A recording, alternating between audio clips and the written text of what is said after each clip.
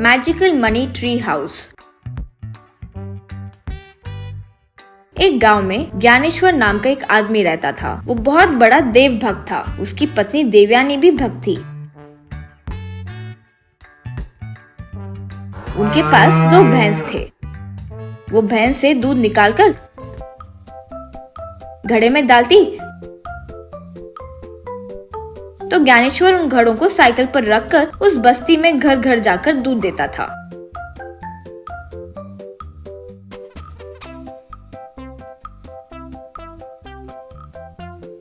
उनके बेटे का नाम था ध्रुव। ये सब जब चल रहा था तब देवयानी एक दिन ज्ञानेश्वर से, ओ जी, हमारे भैंस बूढ़े होते जा रहे हैं। अब तक तो 20 लीटर दूध देते थे, अब तो 10 भी नहीं मिलता। ऐसा ही चलता रहा तो हमारा घर चलाना बहुत मुश्किल होगा। सच है, मैं भी अब सारे घरों में दूध नहीं दे पा रहा हूँ। इन्हें किसी दाम पर बेचकर अच्छे से ज्यादा दूध देने वाले अच्छे भैंस को खरीद कर लाता हूँ। फिर उन दोनों को बेच दिया और 2 नए भैंस को खरीद कर घर लाया। देवयानी उन्हें देखकर, नए भैंस देखने में तो अच्छे हैं जी, लेकिन ये कितना दूध दे सकती है पूछ कर ही खरीदा है ना। पता करने के बाद ही खरीदा देवयानी। बहुत अच्छे भैंस है ये, दोनों मिलाकर 40 लीटर से ऊपर ही देते हैं।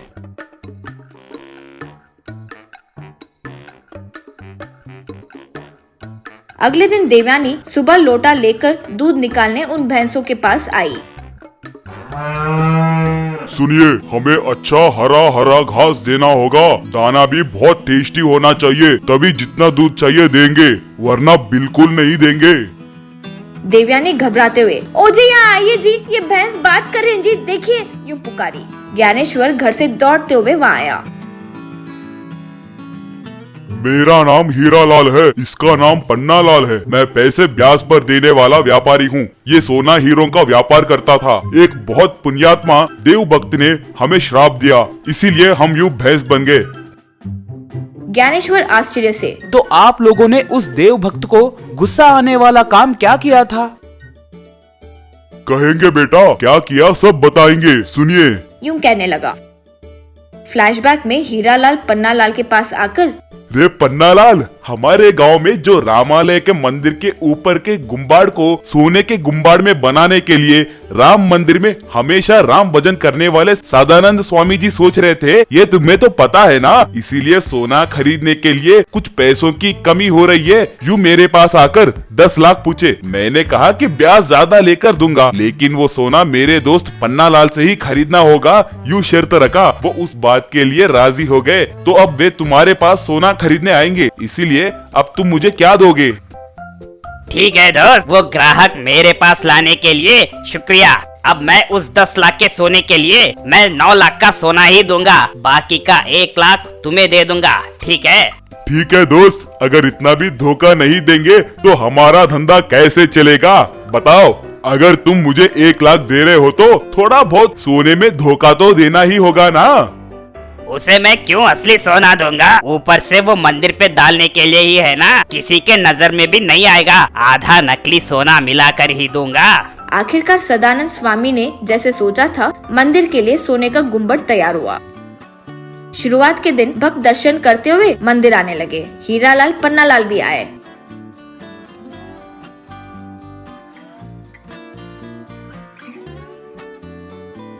उसी समय एक बड़े बुजुर्ग भक्त आकर बहुत श्रद्धा से हाथ जोड़ते हुए गुम्बद की तरफ देखने लगे, आश्चर्य से वहीं मौजूद सदानंद स्वामी से। स्वामी जी, ये सोने के गुम्बाद में कुछ तो गड़बड़ है, ऐसा लग रहा है। अगर उसका कुछ बचा हुआ सोने का टुकड़ा कुछ है तो दिखाइए। हाँ, जरा बचा है जी। देवी माँ के लिए उससे नथ बनाने की सोच रहा था, कहकर वही मौजूद अपने शिष्य से, तुम जाकर वो सोने का टुकड़ा लेकर आओ। शिष्य जाकर सोना लाकर उन्हें दिया।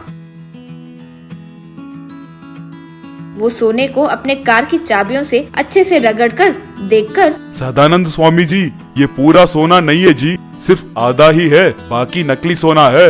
वो सुनकर सदानंद स्वामी को बहुत गुस्सा आया। आंखें बंद करके जो हुआ वो सब देखा। हीरालाल पन्नालाल को देखकर, ओ लालची लोग, भगवान का काम है ये जानकर भी लालची होकर इतनी बुरी तरह से धोखा दोगे? छी छी, नीच मानव, तुम अभी भी ऐसे मानव के रूप में ही रहोगे तो पता नहीं कितने और पाप करोगे। इसी शाम से तुम लोग जानवर में बदल जाओ, कहकर श्राप दिया। तब हीरालाल पन्नालाल भैंस में बदल गए। वो देखकर वो आदमी स्वामी जी से, स्वामी जी, भगवान को भी धोखा देने वाले वे दोनों लालची बने, ये बात सच है, लेकिन बेचारे उनकी पत्नियां और बच्चे उन पर निर्भर होंगे, उनका क्या होगा? आप बड़े हैं तो ये उनके श्राप से मुक्त भी कब होंगे, वो बताइए स्वामी जी। ठीक है, आपकी बात का मैं इनकार क्यों करूंगा। वे जल्द ही एक सच्चे देव भक्त से ही इस श्राप से मुक्त होंगे।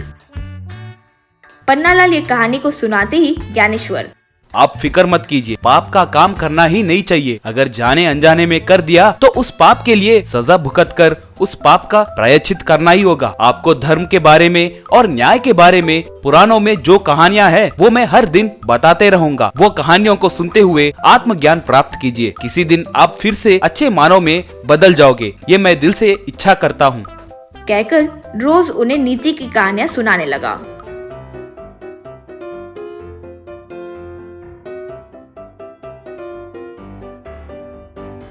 ऐसे कुछ दिन बीत गए। एक दिन ज्ञानेश्वर का बेटा ध्रुव स्कूल से घर आकर आश्चर्य में पड़ गया, क्योंकि पूरा घर पैसों के घर में बदल गया था। घर के सामने पेड़ भी मनी ट्री में बदल गया था। जोर से माता पिता को बुलाया।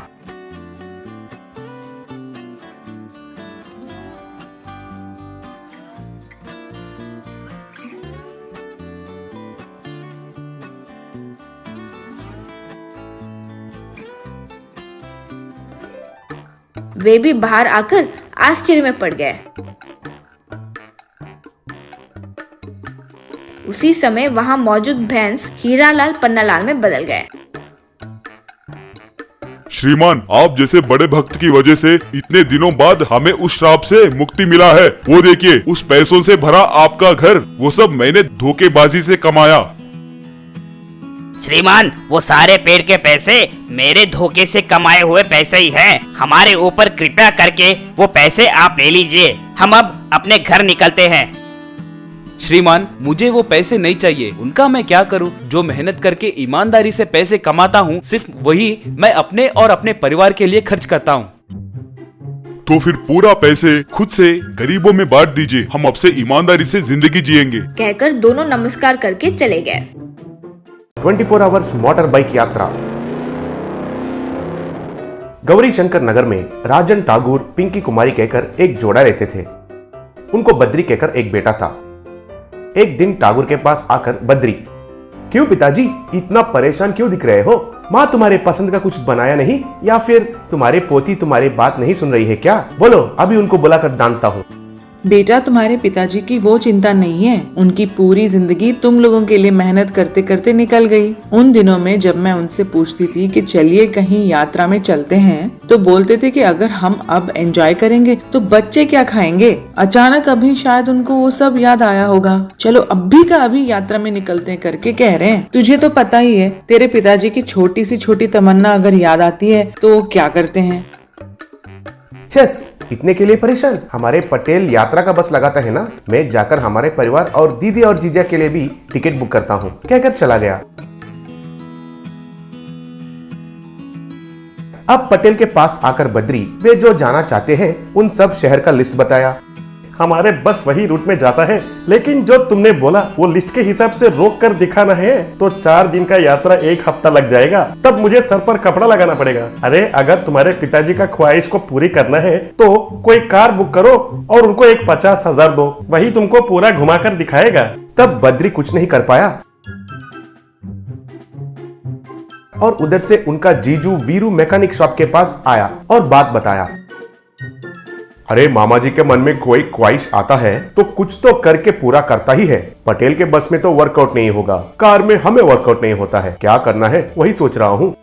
क्यों जीजू, मैकेनिक होते हुए भी इतना सोच रहे हो? कुछ तो करके इस मामले में मुझे किनारा पहुंचाओ, नहीं तो मेरा पिता की अब जो मूड है उसमें घर बेचकर भी यात्रा करने के लिए तैयार हो जाएगा। ठीक है, तुम कल आना, कुछ तो करेंगे। बद्री वहां से चला गया और अगले दिन आकर देखा तो वीरू एक यात्रा मोटर बाइक को तैयार किया। वो देखकर बद्री, अरे वाह जीजू, ये तो बढ़िया है, हमारा परिवार के लिए बिल्कुल फिट हो जाएगा, दीदी को लेकर घर आ जाओ, कहकर वो यात्रा बाइक को ले जाकर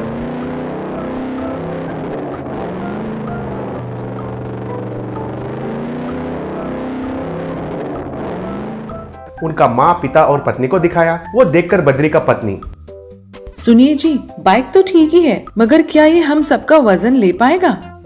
इतने में उनका पत्नी के साथ उधर आकर,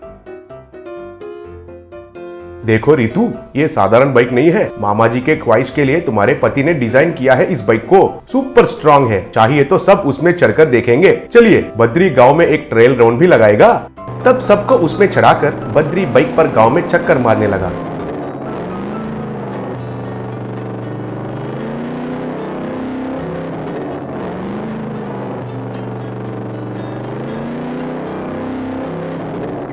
तो गांव में सब लोग उस यात्रा बाइक को देखकर हैरान होने लगे। तब प्रेसिडेंट उनके पास आकर बद्री से उस बाइक के बारे में पूरा जानकारी लिया। बाद में बद्री से प्रेसिडेंट, अरे तुम्हारे विचार तो बढ़िया है, आप पहले एक यात्रा पर जाकर आइए, अगर सही सलामत पहुंचेंगे तो हर घर के लिए एक बाइक बनाएंगे तुम्हारे जीजाजी के पास। वो सुनकर सब लोग तालियां बजाए। बाद में बद्री का परिवार सारे मिलकर उस बाइक पर यात्रा को निकले। तब पटेल उनके आदमियों के साथ आकर, क्यों रे, इस गाड़ी को गांव में दिखाकर यात्रा के लिए ऐसे जाने के लिए कह रहे हो, कहकर सुना? क्यों, दिमाग कैसा है तुम्हारा? क्यों रे बच्चे, मेरे ही सामने मेरे बेटे को वार्निंग दे रहे हो? ये सब तुम्हारे पीछे रहने वाले चिमचों को देखकर ही है ना तुम्हारा ये घमंड? देखो अंकल, इस मामले में आप बीच में मत आओ, अगर मेरा दिमाग घूम गया तो मामला मामूली नहीं होगा। अरे आजकल तुम्हारे बस में लोग कम हो गए हैं, कहकर सुना? अब हमारी गाड़ी पर यात्रा जाकर आने के बाद रिव्यू देने से तुम्हारे बस में तुम्हें प्याज बेचना पड़ेगा, सोच लो। अरे अंकल, तुम ऐसा मत करो, मैं पूरा सड़क पर आ जाऊंगा। अभी तक इस गाड़ियों का फाइनेंस भरने के लिए जान निकल जा रहा है। देखो, तुम यात्रा से आने के बाद तुम्हारा बाइक ठीक नहीं है कहना चाहिए, तुम्हारे खर्चे के लिए मैं 30,000 रुपए देता हूँ, कहकर ठाकुर को पैसे देकर चला गया। वो देखकर बद्री, पिताजी आप तो साधारण आदमी नहीं हो, हमें धमकी देने के लिए आया, उससे ही तुम वापस पैसे लिए? नहीं तो क्या समझे तुम्हारे बाप को, जाने दो, अब हमारा यात्रा बड़े मजे से करेंगे, पैसे भी मिले हैं ना। तब सब लोग उस यात्रा बाइक पर यात्रा करने के लिए निकल गए।